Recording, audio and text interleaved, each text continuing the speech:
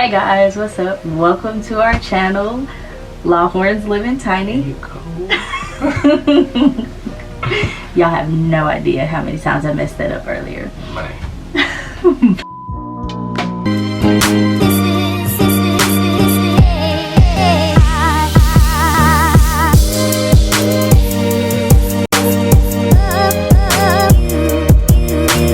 Thanks for coming back. If you haven't already, go ahead and click that subscribe button, hit those post notifications, like and comment, share whatever platform you're on. We're trying to get those followers up and grow our Lawhorn fam. Alright, so today we're going to do a little story time right before bed. It's 11:15. Right before we thought we'd tell you about why we decided to go tiny and what tiny living has been like. So got a couple questions. I asked a couple people earlier with the tiny house, any questions they had about the tiny house. So we're gonna answer a couple of those, throw in a couple of our own, and just, tell a little story. I like it. All right, so one of the questions somebody had was, why tiny? Like, why did we decide to go tiny? How did that even happen? It was a journey. It was a lot of last minute things, as far as like being told where you're gonna stay. Right. In 2 months, you better move and you better be at work on time. And by the way, there's nowhere to live where you're gonna move. Yeah. So you're gonna have to bring your own housing. So most people bought an RV. One dude lucked up with a man camp, where it's like oil fields. They have all these like camps, and you can pretty much stay. But sorry. You can pretty much stay there. But yeah, so no, we didn't have that, and we had 2 kids. You really folded that bit. My foot. Your whole leg up there. Man, whatever. So anywho, we decided to go ahead. I was passing through going towards his mom's house, and I saw a sign that said tiny house showcase. So prior to that, I was watching the little tiny house stuff on HGTV, and I remember like asking him, hey, could you live in a tiny house? This was like years prior, no kids. We hadn't been married yet. He's like, yeah, I could do that, no big deal. You know what I was signing up for. Neither did we think we were going to be living in one. We just, talking. So I saw it, I stopped by there, and they had nothing but tiny houses, and you could tour them. So I went, I checked it out. He was away for work. I texted him like, look, babe, when you come home this weekend, we finna go check out these tiny houses. I think I found us somewhere to live. Because I just could not picture 4 people in an RV. Straight up. Period. Still can't. Period. So I was like, all right, cool, let's check this out. And the reason I say 4 people in an RV, we didn't have a truck to do like the large gooseneck style RVs. And neither one of us have a Class A license to get one of the huge, fan bus tour RVs. So it would have been a really small one, and I was like, Now some of his friends did it, not me. So when I saw the tiny house, I was like, look, check it out, tell me what you think. So we hopped in it, pretty much wheels turning, because we were on a time crunch, right? We had 2 months to figure out where we living and move. So we did all of this, and boom, bought the tiny house. So now we out here in the middle of West Texas, middle of nowhere. Literally. Like, we really see tumbleweed. Right. On the main. Right. And Roadrunners. Dude, I've been watching with Wile E. Coyote since I was a kid. First of all, Roadrunners this big. Whoever made that cartoon and messed this up to think Mimi was this big, man, lied. So yeah, so we out here with Roadrunners and tumbleweed. Nothing out here. Like, for reference, Love Target, nearest Target is almost 2 hours away. Yeah. So it literally was nowhere to live. No apartments to rent, no houses to rent. And the houses that were on the market to buy run down. But they still wanted 2 blocks. They want top dollar for it. Right. So I think it's still a shack I hit for $1,000. I'm good. Good.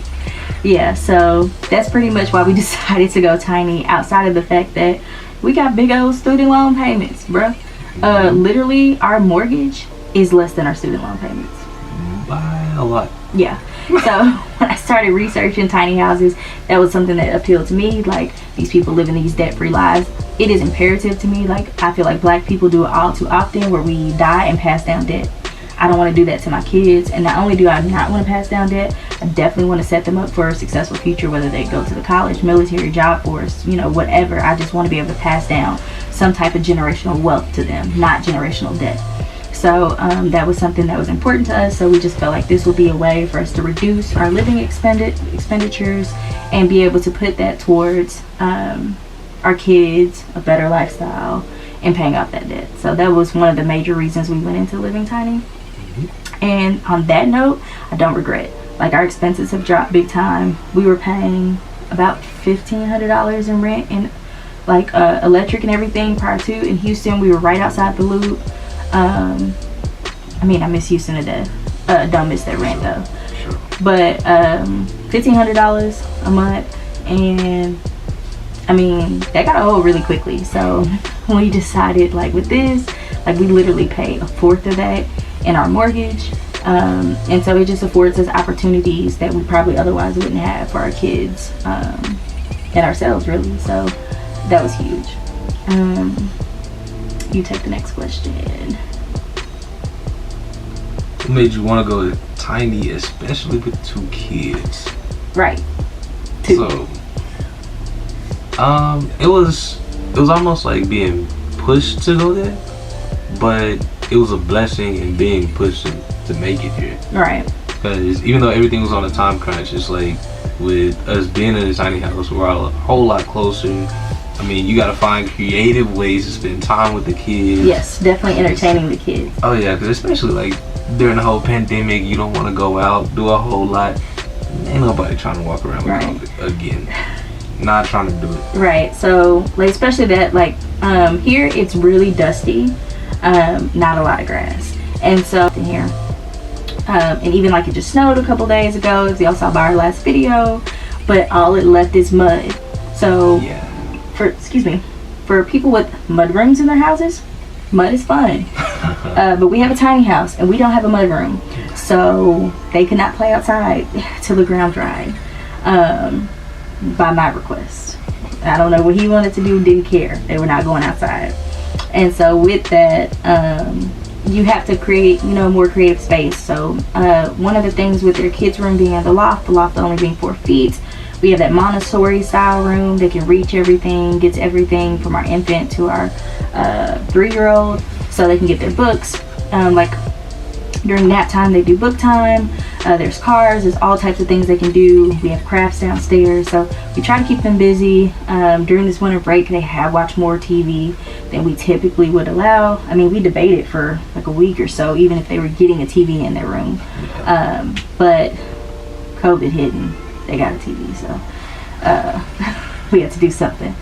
But yeah, so that was one of those things. Like, we had to think it through. Like, we had to really think when it went tiny. And then once we did, it was almost like, honestly, I have days where I'm like, I couldn't imagine living in a bigger house. Like, I feel like it would be too much house. I'm so far away from my kids. We're always literally a bump away. So that was just something that I think it didn't really phase us. Like, all the hours of research, I mean, I literally plowed in hours of YouTube research, raising families in a tiny house, how that was, safety, you know, the lofts can be dangerous, right? So just how to make it safe for our kids, fun for our kids, etc. So what are your likes and dislikes about the tiny?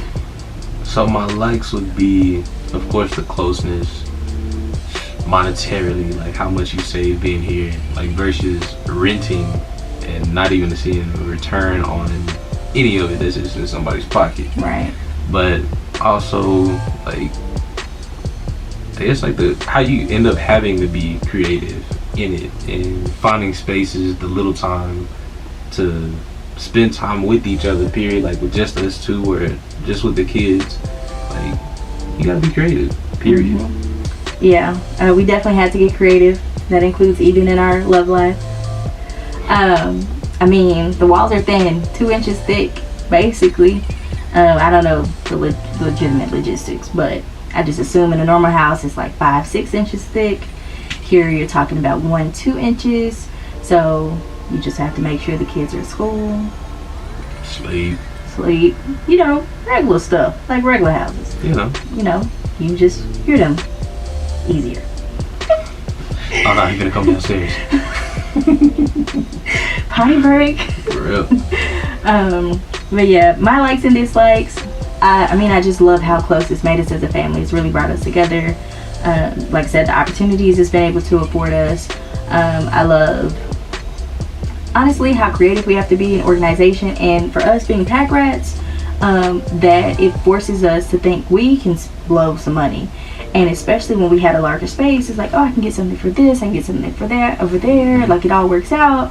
And here it's like less about how much it costs and more about where you gonna put it. Exactly. So it keeps us from doing wasteful spending, or getting rid of things we just aren't using. I'm not using these shoes, they're taking up space, get rid of them. Or what's the purpose of this? And so everything in our house typically has dual purpose. Like our coffee table, it has storage in it. We can lift it up. It's one of those lift tables where we can actually eat dinner on it, or it serves as a desk when we're both working from home. I mean, it just has multiple purposes. So pretty much if it doesn't have multiple purposes or it's just taking up space, it either isn't coming in here or it's got to go. So those are things that I like. And just dislikes, like I said, thin walls. So those are things there. And the best blessing with the tiny, I feel like, is just bringing our family closer. Definitely brought him and I closer. I think we've had one real argument, and that was just recently, in 6 months. You count that one, I'll count that. So it ain't bothering me that. Because it wasn't about him. Of course. It was about me. Yeah. But whatever. So yeah, I mean, we really haven't argued. It forces us to work out any issues. I feel like we really haven't had issues. It's just our family out here. So especially in this tiny house, 399 square feet, you better figure it out, because you ain't got a corner to go to. For real. And then we encourage others. Definitely encourage others to do it, especially if it's like your first home, first time, like being out of the house.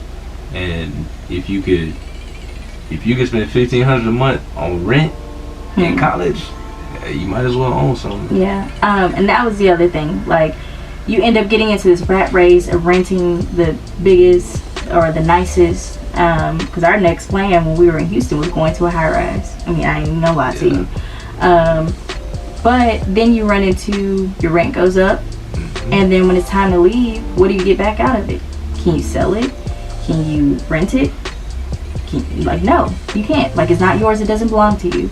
So with the tiny, we own it, it's ours. At the end of the day, we can pay it off, keep it, rent it, remodel it. We could turn it in. If our kids get older, it can, even on our property eventually, it can be an in-law suite. When people come to visit, they have their own little house. They don't have to be disturbed by anybody else. So it's just one of those things that you get a return on your investment, right? So even if you sell it and you lose a little value out of it, you get money back. You can't do that with your apartment. Right. And if you're subleasing, you better hope that your landlord don't find out. So yeah, this is ours. We can do what we want with it, and that's something I love. And after the tiny, we've been really still on the sustainable path, and we want to buy land, probably about 2 or 3 acres, nothing too huge because he has to cut the grass, and because I won't. And we want to do a shipping container home. So with the tiny, we would move it to our property while our shipping container home is being built. We can continue to live in the tiny, so we're not paying rent somewhere else for something, and then we'll just, like I said, probably use it as an in-law suite, she shed, refurbish it for an office. The possibilities are endless. So I genuinely love our tiny house. And you can think we're crazy. Our parents did. My mom spent weeks trying to talk us out of that tiny. Don't think it's a good idea. I'm not sure. Even his mom. Cool, y'all getting a tiny house. I think it's cool, but I'll never stay in it. First visit. Yep. And she's like, she loves it. She told everybody about it. Honestly. Now she talking about getting one. Yeah. So, literally, her and her husband have this giant house. Talked about downsizing to a tiny house.